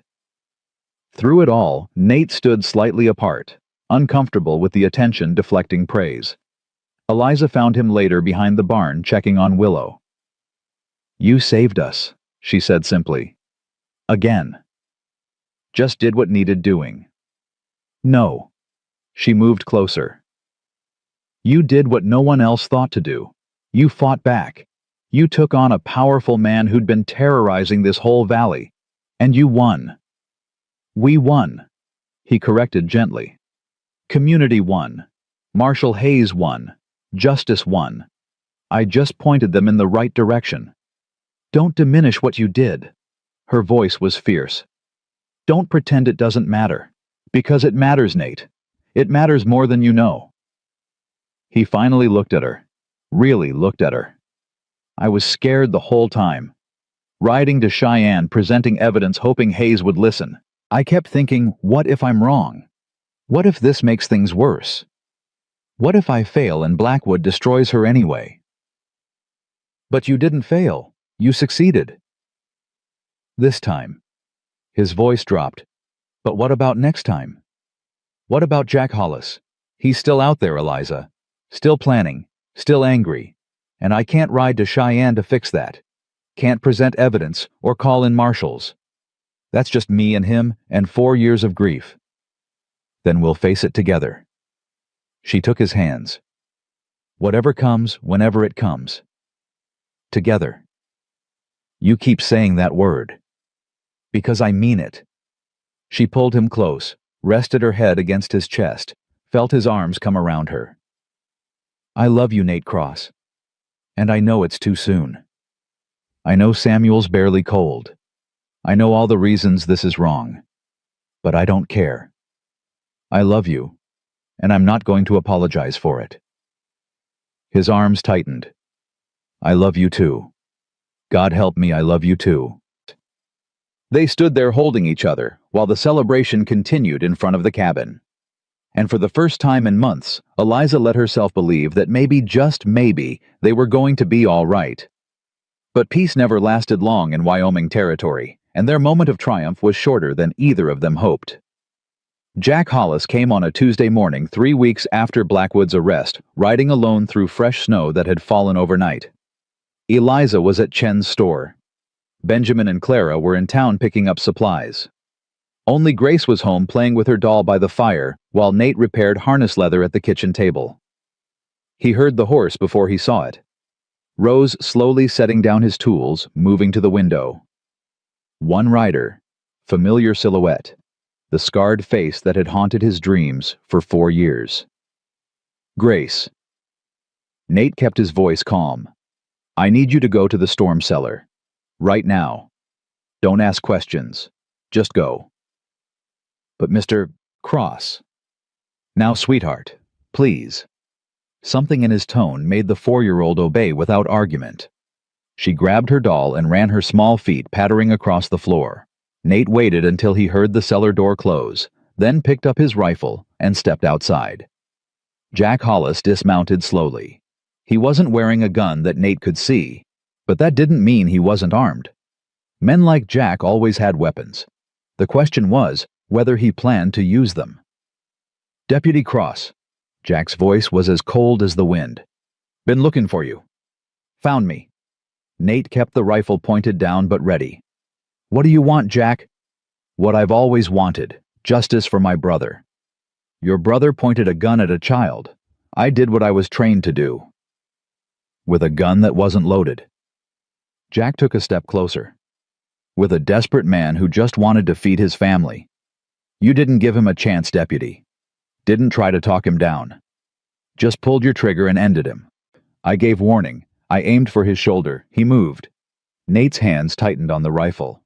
"I've replayed that day 1,000 times, Jack. Thought about what I could have done different.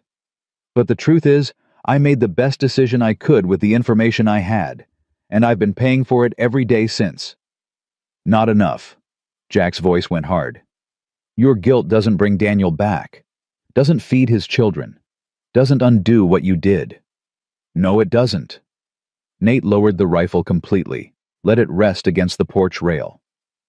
"So what do you want from me, Jack? You want me to die, to suffer, to lose everything, like Daniel lost everything. Tell me what would make this right, and I'll do it. But leave the woman and her children out of it. They didn't do anything except offer shelter to a broken man." Jack was quiet for a long moment, studying Nate with those hard eyes. "You love her, the widow. I can see it on your face." "Yes. No point in lying. I love her children. They gave me something I thought I'd lost forever. They gave me a reason to stop running." "Then maybe that's the justice." Jack's hand moved to his belt. Nate tensed, ready to dive for the rifle. But Jack didn't pull a weapon. He pulled out a photograph, held it up so Nate could see. 3 children, young, clean, smiling, standing in front of a white building with a woman in a nun's habit. "Daniel's kids," Jack said. "Mary Joseph and little Daniel Jr. They're at St. Catherine's Home for Children in San Antonio. Been there 4 years now. The nuns take good care of them. Make sure they're fed, educated, safe. But they're still orphans, deputy.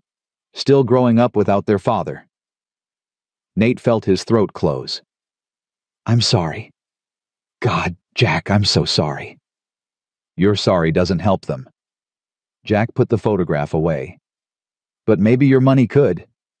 See, I've been thinking about what that little girl said, Clara, about revenge not fixing the hurt, about understanding being better than anger. And I think maybe she was right." He took a breath. "I can't bring Daniel back, can't change what happened. But I can make sure his children have a future, can make sure they don't grow up in an orphanage forever. I'm trying to raise money to bring them home, to get a place where I can take care of them properly. But ranch work doesn't pay much, and it's going slow." "How much do you need?" Nate asked immediately. $500. That's what the nun said. $500 to cover their care until I can take them, plus money for a house, furniture, everything 3 kids need." "I don't have $500. Nate's mind raced. "But I can get it. The territorial marshal, he offered reward money for my testimony against Blackwood. I told him I didn't want it, but he said it was mine by right. Bounty for bringing in a criminal. That should be close to $500, maybe more." Jack stared at him. "You'd give me that money? After I threatened you, threatened people you love?" "If it means those children get a home, yes." Nate said it without hesitation. "Jack, I can't undo what I did. Can't bring Daniel back. But if I can help his children, if I can give them something good out of something terrible, then that's what I'll do. It's not justice, it's not enough, but it's something." Jack's scarred face worked with emotion. Why would you do this?" "Because Clara was right. Because revenge doesn't fix anything. And because I've spent 4 years running from my guilt instead of trying to make something good from it." Nate took a step forward. "Let me help you, Jack. Let me help Daniel's children. Not because it absolves me. Not because it makes what I did okay. But because it's the right thing to do. Because those kids deserve a chance." Jack pulled out the photograph again. Stared at it for a long moment. When he looked up, his eyes were wet. "Daniel would have liked you," he said roughly. "Would have said you were a good man in a bad situation. I was so angry I couldn't see that. Couldn't see anything except my need to hurt you back.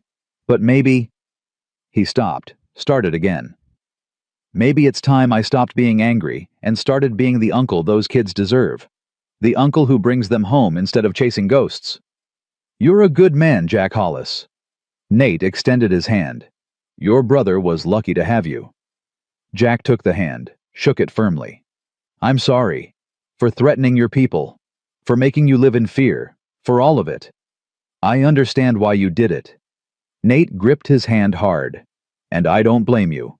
But Jack, those children in that photograph, they need you more than Daniel's memory needs revenge. Don't let anger steal any more years from them. Or from you." "I won't." Jack released his hand. I'll write to the nuns today. Tell them I'm coming. Tell them Uncle Jack is finally ready to bring them home." He mounted his horse, started to ride away, then turned back. "Deputy, thank you for giving me a reason to let go of the hate. For helping me remember what matters. You did that yourself." Nate's voice was rough. "I just gave you an excuse." After Jack left, Nate stood on the porch for a long time, letting the cold wind clear his head. Then he went to the storm cellar and opened the door. Grace was sitting on the bottom step, clutching her doll eyes wide. "Is the bad man gone?" "He's gone." Nate picked her up, held her close. "And he's not bad anymore, just hurt. But he's going to be okay now. We all are. Promise. Promise." When Eliza came home that afternoon, she found Nate teaching Grace to braid rope while they waited for Benjamin and Clara. He looked up when she entered, and something in his expression made her stop. "What happened?" "Jack Hollis came by." Her face went white. "Are you hurt? Is Grace?" "We're fine. Better than fine." He told her everything. The conversation, the photograph, the agreement, the money that would bring 3 orphan children home to their uncle. Eliza sank into a chair. "You gave him your reward money, all of it." "Not yet, but I will, soon as the marshal processes the paperwork." Nate kept braiding his hands steady. "It's the right thing to do, Eliza. Those kids deserve a home, and I deserve to help give them one." "What about us?" Her voice was small. "That money could have bought breeding stock, could have expanded the ranch, could have secured our future." "Our future's already secured." He looked at her directly. "We've got land. We've got each other. We've got community support and clean consciences. That's more wealth than most people ever see. Those children have nothing except an uncle who loves them and nuns who do their best. The money matters more to them than it does to us." Eliza was quiet for a long moment. Then she smiled, and it was the most beautiful thing Nate had ever seen. "You're right. Of course you're right. And Samuel would have done the same thing. He always said money spent helping others was the best investment a man could make." "Smart man, your Samuel." He was. She came to him, wrapped her arms around his waist, pressed her face against his chest. "And so are you, Nate Cross. So are you." Grace looked between them. "Does this mean Mr. Cross is staying forever?" Eliza and Nate exchanged glances. "Do you want me to stay forever?" he asked the little girl. "Yes, and I want you to marry Mama, and be our new papa, because we love you, and you love us, and that's what families do." "Grace." Eliza's face flushed. "That's not—" "Actually," Nate interrupted, "I think Grace might be onto something." He pulled away, gently reached into his pocket, drew out something small wrapped in cloth. "I was going to wait. Make it proper. But if we're talking about forever—" He unwrapped the cloth to reveal a ring. Simple silver with a small blue stone. "It was my mother's. Only thing I kept from Missouri. Been carrying it for 4 years, waiting for the right moment, the right person. And Eliza, you're that person. You and your children. You're everything I've been looking for without knowing I was looking." He took her hand. "I know it's too soon. I know Samuel's barely gone. I know all the reasons you should say no. But I'm asking anyway. Marry me, Eliza Hartwell. Let me be a father to your children and a husband to you. Let me spend the rest of my life trying to deserve the second chance you've given me." Eliza stared at the ring, at his face, at Grace bouncing with barely contained excitement. Tears started, but they were good tears, happy tears. "Yes." The word came out choked. "Yes, I'll marry you." He slipped the ring on her finger. It fit perfectly, like it had been made for her. Then he kissed her properly deeply while Grace cheered and clapped her hands. When Benjamin and Clara came home an hour later, they found the 3 of them planning a wedding. "Finally." Clara's voice was smug. "I was wondering how long it would take you 2 to figure it out." Benjamin just grinned and shook Nate's hand with solemn formality. "Welcome to the family, Mr. Cross. Or should I call you Pa now?" Nate's eyes went suspiciously bright. "Pa works. if you're comfortable with it. I am. Benjamin's voice cracked. I really am. They married 2 weeks later at the church in town with half the territory in attendance. Ruth Chen stood up for Eliza. Marshall Stone stood up for Nate. Benjamin, Clara, and Grace sat in the front row, wearing new clothes Ruth had helped sew, beaming with pride. Reverend Walsh kept the ceremony short and sweet, talking about second chances and love that survives hardship and communities that support their own. When he pronounced them husband and wife, the church erupted in applause. The celebration afterward lasted until dark. Edward Chen brought food. The neighbors brought music. Someone set up tables outside the church, and suddenly there was dancing and laughter and joy that had been missing from Bitter Creek for too long. Victor Blackwood's arrest had freed something in the town. People who'd been living in fear, worrying about losing their land, suddenly remembered how to celebrate. How to be neighbors instead of just survivors. Eliza danced with Nate under the stars, while their children played with other children, and the community they'd fought so hard to keep embraced them both. Happy? Nate asked, holding her close. Terrified. She laughed. Happy and terrified all at once. Is that normal? I think that's marriage. He spun her gently. But Eliza, I promise you this. Whatever comes, whatever hardships we face them together. No more running. No more being alone. Just us. Just family. Just family. She repeated it like a vow. I like the sound of that. Spring came early that year, the snow melting faster than anyone expected. By March, the creek was running high and the grass was already starting to green. Nate used the last of his savings to buy 2 young mares and arranged to borrow a stallion from a rancher in the next valley. By summer, they'd have foals. By next year, they'd have stock to sell. Benjamin thrived under Nate's teaching, growing taller and more confident every day. Clara discovered she had a talent for numbers and started keeping the ranch accounts. Grace learned to ride on Old Willow fearless and laughing. And Eliza worked at Chen's store 3 days a week, bringing in steady money while building her reputation as someone reliable, someone capable, someone who'd survived the worst and come out stronger. One evening in late April, they sat on the porch together watching the sunset while the children played in the corral. Nate's arm was around Eliza's shoulders. Her head rested against his chest. Everything was quiet except for the children's laughter and the evening birds and the soft sound of wind through grass. I got a letter today, Nate said quietly, from Jack Hollis. Eliza tensed. And he got the children, brought them home to a little ranch he bought near San Antonio. Says they're adjusting well. Mary wants to learn to ride. Joseph's interested in carpentry. Little Daniel follows Jack everywhere like a shadow. That's wonderful. He sent something else, too. Nate pulled an envelope from his pocket. A check for $500. Says it's repayment for the loan. Says he can't accept charity when his pride's already paid such a high price. Are you going to cash it? No. Nate put the envelope away. I'm going to write him back and tell him to put that money toward his niece and nephews.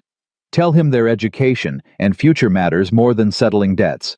Tell him we're square, him and me. Finally, square after 4 long years. Eliza tilted her head up to look at him. You've changed, you know, since that first day. You were so closed off, so distant, like you were afraid to let anyone see the real you. I was afraid. He kissed her forehead, afraid of getting close to people, afraid of failing again, afraid of being happy because happiness felt like something I didn't deserve. He paused. You changed that.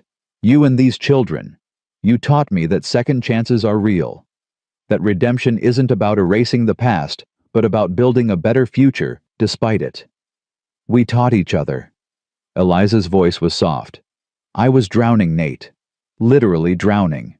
Another week and I don't know what would have happened, but you threw me a rope, pulled me out, gave me reason to keep fighting. We saved each other then. He pulled her closer. Just like we'll keep saving each other, every day, for the rest of our lives. Benjamin called out from the corral something about Grace trying to teach Willow to jump. Clara was laughing, telling them both they were crazy. And Grace's voice rose above it all, fearless and joyful and alive. Eliza thought about that day in the street. The rocks and the laughter and the absolute certainty that they were going to die. Thought about Nate's shadow falling across them and his rough voice saying words that changed everything. "Get up, ma'am, you're done begging." And she had gotten up, had stopped begging, had fought and clawed and survived her way into something that looked remarkably like happiness. "What are you thinking?" Nate asked. "I'm thinking about that first day, how close we came to losing everything. How one moment, one stranger, one act of kindness changed the entire trajectory of our lives. You believe in fate now. I believe in grace." She used the word deliberately. "I believe in moments of grace that arrive exactly when we need them. You were my moment of grace, Nate Cross. My undeserved, unexpected, precious moment of grace. And you were mine."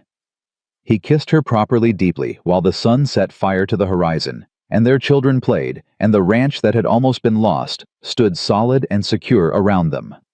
10 years later, Benjamin would be a deputy marshal, like Nate had been, but wiser and more patient, learning from his adopted father's mistakes. Clara would marry the banker's son and bring modern accounting practices to the whole valley's ranches.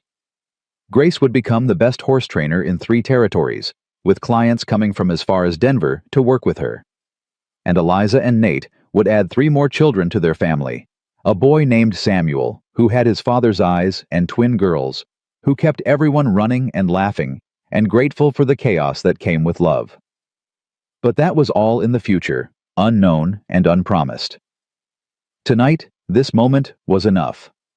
Was everything. They sat together on their porch, watching their children play, and Eliza remembered the promise Nate had made that first night when he'd given them food and hope and reasons to believe tomorrow might be better. "Then you'll eat beside me from now on."